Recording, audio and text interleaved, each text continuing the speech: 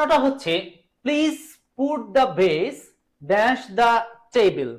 এই প্রশ্নটা দিয়েছি হচ্ছে অ্যাপ্রোপ্রিয়েট প্রিপোজিশন থেকে, কিন্তু এটা অ্যাপ্রোপ্রিয়েট প্রিপোজিশন না, এটা গ্রুপ ভার্বের মধ্যে পড়ে।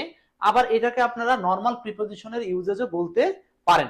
সো একটু দ্রুত বলি তো এটা কি অ্যান্সার করব। একদম সহজ, একদম সহজ, আমি আশা করছি আপনারা পারবেন। একদম সহজ, please put the base dash the table. এই বেস মানে কি বলেন তো?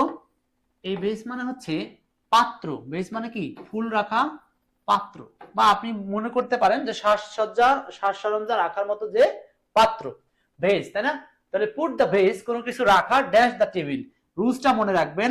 সেটা হচ্ছে পুট সামথিং, এসটিএইচ দ্বারা সামথিং বোঝাই, পুট সামথিং ড্যাশ সামথিং। এইখানে প্রিপোজিশন হিসাবে হবে অন। তার মানে কোনো কিছুর উপরে কোনো কিছু রাখা, এরকমটা বোঝালে আমরা ইউজ করব পুট সামথিং অন সামথিং।